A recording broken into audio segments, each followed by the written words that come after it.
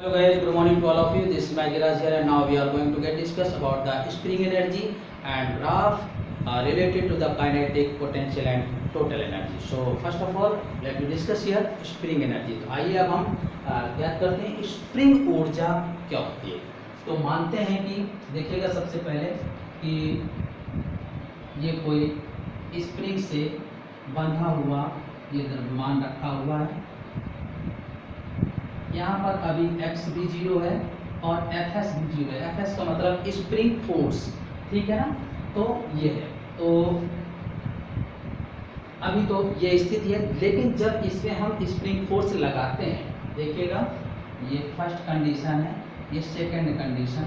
अब यहाँ पर जब हम इसमें बल लगाएंगे तो ये इस स्थिति से कुछ विस्थापित हो जाएगा। मान लेते हैं ये x विस्थापित हुआ, जैसे हमने फोर्स लगाया, तो यहाँ स्प्रिंग फोर्स जो होगा उसका मान निगेटिव होगा और x की वैल्यू क्या हो जाएगी, पॉजिटिव हो जाएगी। ओके, लेकिन जैसे ही हम ये बल छोड़ेंगे, बाह्य बल हटा देंगे, तो ये पुनः अपनी प्रारंभिक अवस्था को प्राप्त कर जाएगा।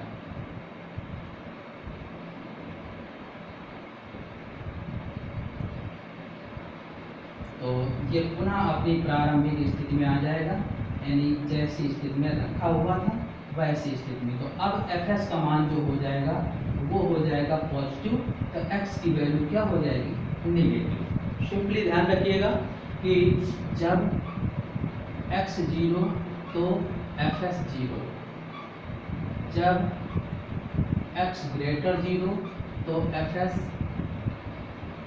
लेस देन 0, और जब x लेस देन 0 तो Fs ग्रेटर देन 0। ये इसकी विशेष स्थितियां हो गई। तो सबसे पहले चीज की प्रत्यानयन बल क्या होता है, रेस्टोरिंग फोर्स। तो स्प्रिंग फोर्स जिसे बोलेंगे तो F डायरेक्टली प्रोपोर्शनल माइनस है, यानी जब किसी वस्तु को हम बाह्य बल लगाकर खींचते हैं तो प्रत्यानयन बल विस्थापन के ऋणात्मक मान के समानुपाती होता है, या F = -kx, जहाँ k होता है बल नियतांक। k का मान क्या है, बल नियतांक है। क्लियर, ध्यान रखिएगा इस बात को कि जो k है वो फोर्स कांस्टेंट की वैल्यू है। ठीक, और इसका अगर यूनिट देखें तो k का जो यूनिट होगा न्यूटन प्रति मीटर, और इसकी विमा जो होगी वो होगी mt-2, ये बल नियतांक। तो इसका यूज होगा, इसलिए अब हम इसको भी डिस्कस कर लिया कि प्रत्यानयन बल, ठीक है ना, विस्थापन के ऋणात्मक मान के समानुपाती होता है। ये है F = -x, तो F = -kx, या k बल नियतांक है, मात्रक न्यूटन प्रति मीटर हो जाएगा और इसकी विमा mt-2 हो जाएगा। आइए अब हम डिस्कस करते हैं इसके बारे में कि ये स्प्रिंग ऊर्जा क्या है। कि तो जब किसी वस्तु को, पिंड को, जो स्प्रिंग के द्वारा इस प्रकार से बंधा है, बाह्य बल लगाकर खींचते हैं तो इसमें कुछ विस्थापन होता है।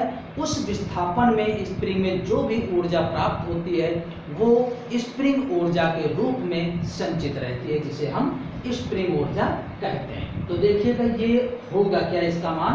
तो हम जानते हैं कि यहाँ पर जो स्प्रिंग फोर्स यानी प्रत्यानयन बल है वो F हमने जो माना था Fs है, और ये -kx के इक्वल है। तो अगर हम इसको देखें तो y = -kx इस तरीके का वक्र है। तो इसका अगर हम f और x में ग्राफ ड्रा करें तो इस तरीके का वक्र प्राप्त होगा। और ये आपको पता है कि बल और विस्थापन के बीच वक्र कार्य को निरूपित करता है, तो वो कार्य स्प्रिंग ऊर्जा के रूप में संचित होगा। तो ये मान लेते हैं कि इसकी कोई ये पर्टिकुलर वैल्यू है, x m की बात कर रहे हैं, तो ये है स्प्रिंग ऊर्जा, यानी स्प्रिंग एनर्जी जो होगी 1/2, इसका एरिया आप लिख सकते हैं, area of OAB right angle triangle है, समकोण त्रिभुज OAB का क्षेत्रफल। ये हो जाएगा बेस इनटू हाइट, और ये फोर्स है तो Fs हो जाएगा। तो स्प्रिंग ऊर्जा जो हो जाएगी 1/2xm, और इसकी वैल्यू -kx है, और kx को हम xm ले रहे हैं तो -kxm हो जाएगा। तो ये आ जाएगी -1/2 के एक्स एम स्क्वायर। तो ये होती है स्प्रिंग ऊर्जा, ठीक है ना। अब इस स्प्रिंग ऊर्जा को आप समाकल विधि से भी हल कर सकते हैं। ये इसका मैथमेटिकल फॉर्म होता है, स्प्रिंग ऊर्जा का mathematical form.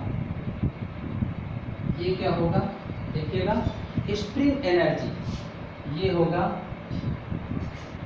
Integral F into D x, ये हो जाएगा।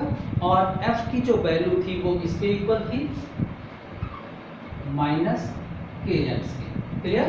तो ये हो जाएगा 0 टू एक्स एम इंटीग्रल, तो spring energy -k x d x from 0 to x m, तो -के एक्स स्क्वायर बाई 2 और लिमिट 0 टू एक्स एम हो जाएगी स्प्रिंग एनर्जी।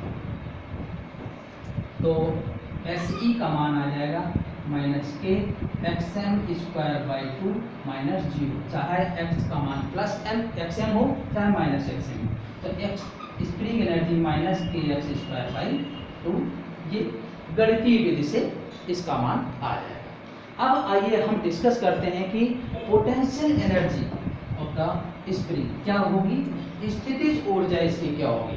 तो पोटेंशियल एनर्जी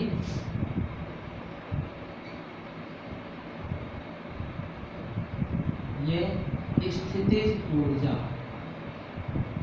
और इसको हम V ऑफ x से भी डिनोट करते हैं, या आप इसको ux से लिख सकते हैं, ज़्यादा इजी रहेगा।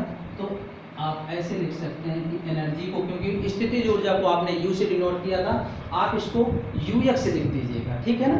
तो ये वैल्यू जो होगी, इसकी वैल्यू पोटेंशियल एनर्जी की, ये भी सोल्व करेंगे जब हम, तो इसका भी मान जो है ½ के एक्स स्क्वायर के इक्वल आ जाएगा। इसकी वैल्यू जो होगी ux की 1/2 के एक्स स्क्वायर, और x की वैल्यू अगर ±xm है तो भी इसकी वैल्यू पर कोई प्रभाव नहीं पड़ेगा, 1/2 ±xm होल स्क्वायर, तो ux आ जाएगा 1/2 के xm स्क्वायर।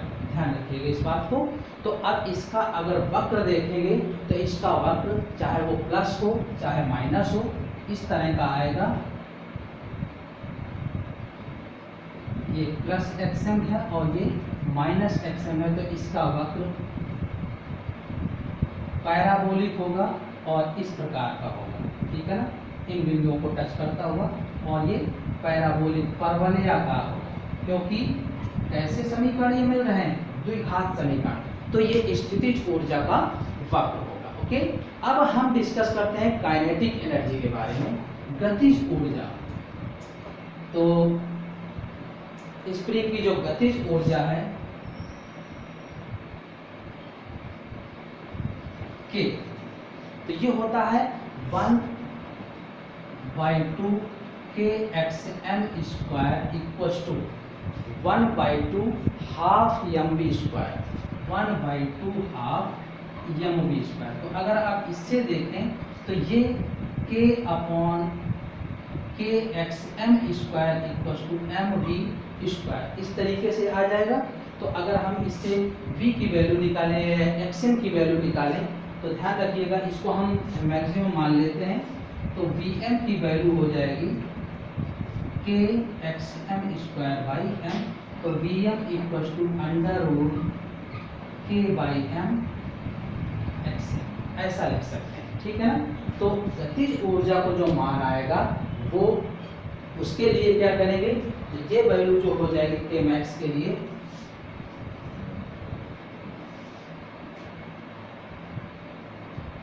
इसका वक्र कुछ इस प्रकार से होगा, ये xm है, ये -xm है, इस प्रकार से। तो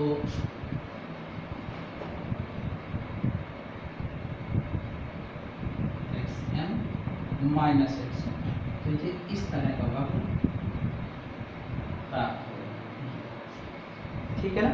तो ध्यान रखिएगा, एक्चुअली ये पॉजिटिव वैल्यू है, जैसे आपने देखा कि इस तरह के दो कर्व प्राप्त होते हैं। ये होता है y² x² equals to y, तो ये कर्व जो होगा x square equal to minus y type का कर्व होता है, ठीक है ना। तो इसके लिए ये गतिज ऊर्जा वक्र प्राप्त होगा। और अगर हम सम्मिलित देखें कि E U E and T का मतलब टोटल एनर्जी, तो सबका सम्मिलित वक्र ऐसे आएगा। ये है एक्स एम, ये है माइनस एक्स एम, ये है एनर्जी ऊर्जा, वाई एक्स की दिशा में ऊर्जा को दर्शा दिया है। तो ये हो जाएगी